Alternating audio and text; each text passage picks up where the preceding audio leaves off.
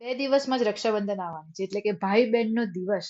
અને કેટલીક એવી બહેનો હશે જેમના ભાઈ એમની જોડે નહીં રહેતા હોય, બહુ જ ડિસ્ટન્સમાં રહેતા હશે ને એ રક્ષાબંધનના દિવસ એમના ભાઈને બહુ જ મિસ કરશે એમના સાસરે બેસીને, કારણ કે કોઈ કારણોસર એમના પિયર એમના ભાઈને રાખડી બાંધવા નહીં જઈ શકતા હોય અને એમણે એમના ભાઈને રાખડી કુરિયર કે પછી પોસ્ટ કરીને મોકલાવી છે.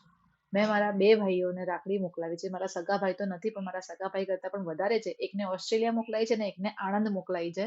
હું મારા સગા ભાઈને અમદાવાદ તો રાખડી બાંધવા જવાની જ છું, એટલે હું મારી જાતને આ રક્ષાબંધનને લકી સમજીશ, કારણ કે હું સુરત રહું છું અને મારો ભાઈ અમદાવાદ રહે છે. તો હું મારા ભાઈને રાખડી બાંધવા અમદાવાદ જવાની છું.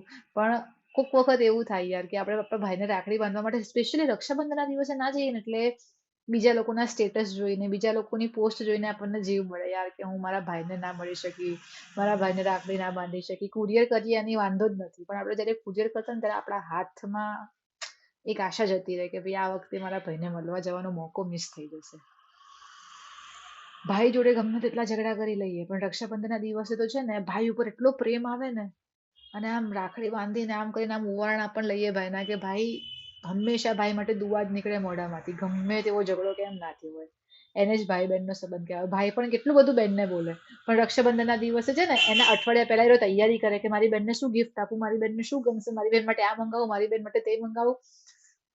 આવો જ ટોમ એન્ડ જેરી જેવો રિશ્તો હોય છે ભાઈ અને બેન વચ્ચે. તો મને કમેન્ટ કરીને કહેજો કે કેટલા લોકોએ એમના ભાઈને એક આશા મૂકીને રાખડી કુરિયર કે પોસ્ટ કરી છે અને કેટલા લોકો ખુશી ખુશી એમના ભાઈને રાખડી બાંધવા એમના પિયર જવાના છે.